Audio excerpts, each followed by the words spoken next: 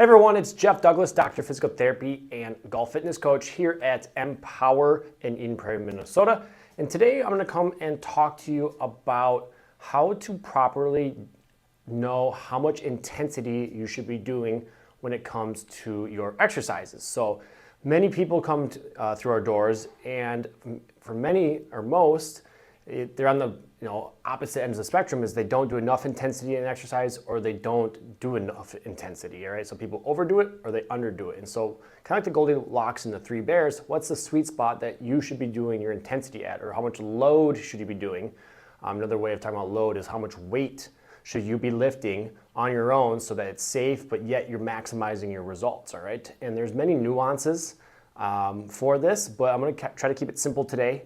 And give you just a general rule of thumb that you can follow that will most likely in all cases be a good guide. All right, again, based on when your next golf competition is, or what off season versus preseason, or did you have a stressful week? There's other factors that come in, right?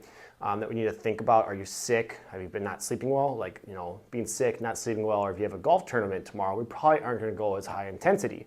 But if it's off season and I don't have any golf coming up and I'm feeling good, then it's probably time to crank it up a little bit, all right? But in general, I'm gonna go over this rule of thumb, and then from there, you can run with it. So I know my handwriting is not the best. I apologize. I was not blessed with good handwriting. But what I wanna talk about is number of reps in reserve. So let's say in your program, you're gonna do 3 sets of 10 of a bench press, all right? And you're like, how much weight should I do?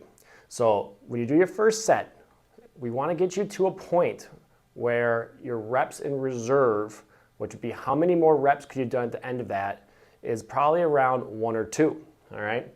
So we also talk about what RPE is. It's a rate of perceived exertion. So when you do an exercise, and if you did a 10 out of 10 on your rate of perceived exertion, you would have nothing left in the tank.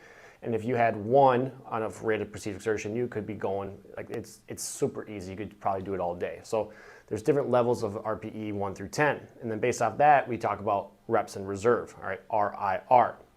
So you do your set of 10, say you pick 50 pounds, we're doing bench press, you do your set of 10, and you're like, I probably could have done about 5 more reps before I would have failed.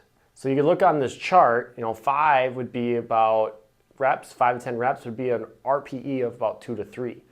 I want people usually hanging out in a reps reserve at the end of a set, somewhere at like the 1 to 2 or 2 to 3 reps are left at the end of a set. So the next time you go into that set, so say we do set 2, you're like 50 was 2 or 3, we go to 75 pounds. And now you do your set and you're like, oof, I could have only done about 2 more reps.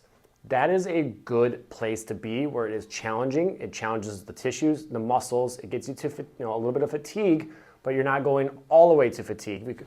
And sometimes failure is needed, especially if you want to do hypertrophy. But if we always go to failure, we're going to overtrain, and we're not going to recover as easily. We're going to need more time to recover if we're always going to failure, which we don't want, because you're going to have to come back in 2 days and work out again, right? So if you'd say, go back to the same example, and your first set was at 75 pounds, and you're like, I couldn't even get my 10 reps. Well, your RPE was 10, and you had 0 reps in reserve. That's too high. The intensity, the load. So you'd want to back off the next one, all right? So recap, all right, for the simplisticness of this, all right? Again, there's nuances, and that's where when you work with us, that's what we're always thinking about. When is it appropriate to keep the reps reserve higher or lower? But at the end of a set, if there's weight involved, all right, for most exercises, we want you to be in a situation that at the end of your set, you're either at an RPE of 8 to 9 or like a 6 to 8, which means you have about 1 to 3 reps left, all right? If you get there, it's gonna be a good stimulus, it's good intensity, it's not gonna be unsafe, but you're still gonna stimulate the muscles to get the change that we want, to get stronger, powerful, more mobile. And this is also, depends if you're doing more, this is more for the strength part of your session. Power is also different. Or you're just doing a warm-up, different, right?